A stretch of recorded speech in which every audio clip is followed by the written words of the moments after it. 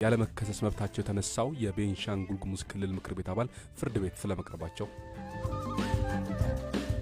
በትግራይ ያለው ሁኔታ በተመለከተ የፖለቲካ ተንታኝ አነጋግረናል። አንደኛ አብይ በህወሓት ተገዶ እጁን ተጠምዝዞ ይሄን አደረገ መባል አይፈልግም። ያ ነገር ደግሞ ጥሩ መልእክት አይሰጥም ለኢትዮጵያ ላሉ ሌሎች ተቀናቃኞቹ ለነፋኖ ለነሸኔ አይነት። እንዲሁም አጫጭር ዘገባዎች አሉን። ለቀጣዮቹ 20 ደቂቃዎች አብራችሁን ቆዩ።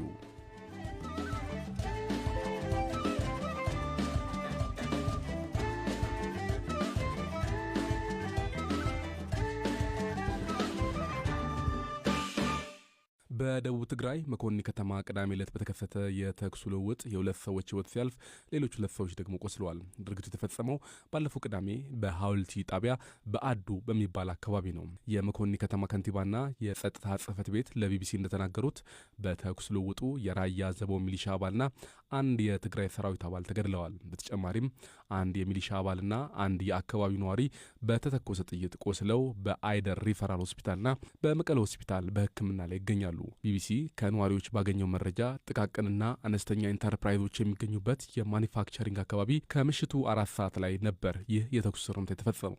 በዚህ አካባቢ አርሚ 43 የሚባለው የትግራይ ሰራዊት አባላት መሰማራታቸውን የመሆኒ ከተማ ከንቲባና ጸጥታ ጽሕፈት ቤት አስታውቀዋል።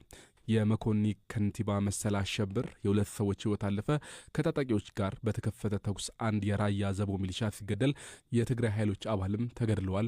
ሚሊሻዎች ወደ ቤታቸው ሲሄዱ ወታደሮች በጥበቃ ላይ ነበሩ። ሌላ ሚሊሻና አንድ ሲቪል ሰው ቆስሏል ሲሉ ለቢቢሲ ክስተቱን አረጋግጠዋል። የመኮኒ ከተማ ሰላምና ጸጥታ ጽሕፈት ቤት ኃላፊ አቶ ሀለፈው ማብራ በበኩላቸው ሞት መከሰቱንና የአካል ጉዳት መድረሱን አረጋግጠዋል። ባለስልጣኑ ህዝቡ በትግራይ ያለው አለመረጋጋት እንዳሳሰበው ገልጸው ነገር ግን ቅዳሜ ምሽት የተከሰተው ክስተት ከዚህ ውጥረት ጋር የተያያዘ አይደለም ብለዋል። ተጎጂዎች የአህመድ መሆኒ ሚሊሻዎች ሳይሆኑ የራያ ዘቦ ሚሊሻዎች ናቸው። ጥበቃ የሚያደርጉት ቦታ ግን በከተማ ውስጥ ነው። ሚሊሻዎቹ ሲያልፉ ማነ በሚሉት ጊዜ በቅጽበት የተፈጠረ አሳዛኝ ክስተት ነው ብለዋል። በዚህ ምሽት ስለተገደሉና ስለቆሰሉ 4 ሰዎች ሲናገሩ አንደኛው የትግራይ ኃይሎች አርሚ 43 አባል ነው፣ ሌላኛው የራያ ዘቦ ሚሊሻ ነው። ከቆሰሉት መካከል የራያ ዘቦ ሚሊሻ ይገኝበታል፣ ሌላኛው ሲቪል ነው ብለዋል። አህመድ መሆኒ በከተማው የሚፈጸሙ ወንጀሎች ለመከላከል በከተማው ወጣቶች የተደራጁት በ2012 ዓ.ም ነበር። በአሁኑ ወቅት አርሚ 43 የትግራይ ጦር ሰራዊት በከተማው ተሰማርተው የሚገኙ ቢሆንም የጸጥታው ጥበቃው በከተማው ሰላምና ጸጥታ ጽሕፈት ቤትና በአህመድ መሆኒ ነው የሚጠበቀው። ይህ በትግራይ ያለው የፖለቲካ ውጥረት ውጤት ነው ተብሎ ይታመናል። መሰለ ሉፍ በትላንትናው ዕለት በጥይት ተመቶ በመቀለ አይደር ሪፈራል ሆስፒታል በሕክምና ላይ ይገኛል። መሰለ አብሮት የነበረው የራያ ዘቦ ሚሊሻ አባል የሆነው መሰለ ተስፋይ በጥይት ተመቶ ሲሞት አይቷል። መሰለ ሉፍ ለቢቢሲ እንደተናገሩት ድርጊቱ የተፈጸመው እሱና ጓደኞቹ ከምሽቱ 4 ሰዓት አካባቢ ወደ ከተማው ሲመለሱ ነው። ማምሻውን ከተማ ውስጥ ወደ ቤት ስናልፍ ገራጅ አጠገብ ናቁም አሉን። እነሱ ቲዲኤፍ ናቸው፣ ወንድማማቾች አይደለንም አልናቸው። እናጣራለን። ለምን እንደሚፈትሹን ጠየቅናቸው። መንገድ ስንጀምር ከኋላችን መጥተው ይተኩሱብን ጀመር። በግራ ጎኔ ተመታው። በዚህ ሰዓት አንድ የትግራይ ኃይል አባልም ተገድሏል። ቢቢሲ በጉዳዩ ዙሪያ ከአርሚ 43 አዛዥ ኮሎኔል ተንሳኤ ብርሃንን ያነጋገረ ሲሆን ኮሎኔሉ ክስተቱ በአጋጣሚ እንጂ ሆን ተብሎ የተፈጸመ እንዳልሆነ ተናግረዋል። ከትግራይ ኃይሎች አባል የተገደለውም እሳቸው ጥበቃ እንደነበር የተናገሩት ኮሎኔሉ ድርጊቱ አሳዛኝ ነው፣ ቀድመው ተኩስ የከፈቱት ግን ጠጥተው የነበሩት ሚሊሻዎች ናቸው ብለዋል።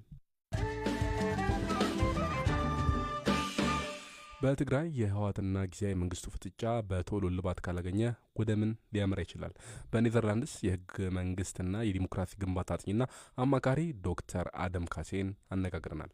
የፌዴራል መንግስቱ በትግራይ ውስጥ ያለውን የኃይል ሚዛን ምናልባትም የህዝብ ድጋፍን እና ድርጅታዊ አቅም አይቶ የህወሓት የሚለውን ሰው ቢተካ የተሻለ ይመስለኛል። ምክንያቱም አሁን በዚህ ባለንበት ሁኔታ ህወሓት ተመልሶ ጌታቸውን ይቀበላል የሚል እምነት የለኝም። አንዱ መሰረታዊ ችግር የነበረው መጀመሪያ ላይም ህወሓት የፈለገውን ሰው ሲልክ አብይ አይሆንም በማለቱ የፓርቲ መሪና የመንግስት መሪ የተለያየ የነበረው ትግራዮች ብቻ ነው።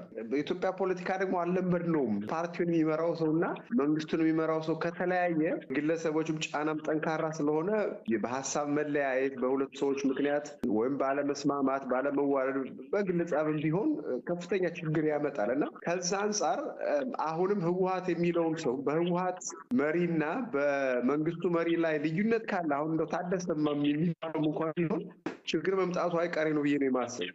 ምክንያቱም እንደ ፖለቲካ ባህል ያለመድነው የፓርቲ መሪና የመንግስትን መሪ የተለየ ማድረግ ከባድ ስለሚያደርገው ነው። ምናልባት ዶክተር ታደሰ ወረዳና የነ ደብረጽዮን የህወሓት ቡድን እንደ ጌታቸው የፓርቲውን የማዳከም ስራ አይሰራም አብሮን ይሰራል ብሎ ካሰቡ ምናልባት ነገሩ ሊሄድ ይችላል። ግን እንደው በተለይ የምርጫ ጊዜ የሚቆይ ከሆነ የፓርቲው መሪና የመንግስቱ መሪ አንድ ቢሆኑ የተሻለ ነው። ይሄን ለማድረግ ግን መንግስት በተለይ አብይ አህመድን እንደ ግለሰብ እንደምታውቀው እሱ ያልፈለገውን ነገር ሌላ ሰው ጭኖበት ተቀበለ መባል አይወድም እና ምናልባት እንዳው ችግር የለውም ብሎ ቢያስብ እንኳን የሚሰጠው በግፊት አደረገው የሚለውን ነገር ላለማድረግ እምቢ ሊል ይችላል። ጠቅላይ ሚኒስትሩ በአቋማቸው ጸንተው ጌታቸውን መልሱት ቢሉና እነ ዶክተር ደብረጽዮን ይህን በፍጹም አንቀበልም ብለው አቋም ቢወስዱ በትግራይ ቀጥሎ ምን ሊፈጠር ይችላል? በአጭሩ ችግር ላይ ያመጣ የሚችለው ህወሓት የሚለውን ሰው ፌዴራል መንግስቱ ተቀብሎ ቢሾም ነው የሚመስለኝ። ያንንም መሰረት አድርጎ ደግሞ በፍጥነት መሰረታዊ ነገሮች በተለይ ምርጫ የሚካሄድበት የመሬቶቹን ጉዳይም እነዚህ የታጣቂ ኃይሎችን የማስጠቅ ማስፈታት ከአማራ ክልል ጋር ያለው የድንበር ግጭት ትግራይን የፌዴራል ቦታ ላይ ያለው ውክልና እነዚህን ሁሉንም በደንብ ሙሉ የሆነ ነገር ስምምነትም አብሮ እንዲደረግበት የተሻለ ነው። ያ የመሆን ዕድሉ ግን እንዳልኩ ጠባብ ነው። በዋነኛነት አንደኛ አብይ በህወሓት ተገዶ እጁን ተጠምዝዞ ይሄን አደረገ መባል አይፈልግም። ያ ነገር ደግሞ ጥሩ መልእክት አይሰጥም። ለኢትዮጵያ ላሉ ሌሎች ተቀናቃኞችም ለነፋኖ ለነሸኔ አይነት ያን አይነት መልእክት ማስተላለፍ አልወድም አልፈልግም ሊል ይችላል። አብይ እንደምታውቀው ሰበር ማለት እንደ ሽንፈት የሚታይበት አገር ነው። ሌላው ህወሓትም አሻፈረኝ ይላል፣ መንግስቱም አሻፈረኝ ይላል። ለተወሰነ ጊዜ ልክ ጦርነቱ ከመጀመሩ በፊት እንደነበረው እየተወቃቀሱም ግን ፌዴራሉም ገንዘቡን እየላከ መሰረታዊ የሆነ እንቅስቃሴዎችን እየተካሄዱ በቃ ዝም ብሎ ዲፋክቶ ህወሓት ይዞ ማለት ነው የመቀጠል አንድ እድል አለ። ይሄም ግን በአብይ በኩል ተቀባይነት ላይኖሩ ይችላል። ይሄ ነገር ከቀጠለ ደግሞ በተለይ ህወሓቶች በቆየ ቁጥር ወደ ጸብ ነገር ወደ ክፋት ታስቧል ወደሚል ወደ ትጥቅ እርምጃ ኃይል እርምጃ ወደ መውሰድ ነው የሚጠጋው። ያንን ለማድረግ ነው በተለይ ህወሓት አሁን ጫና ውስጥ ነው።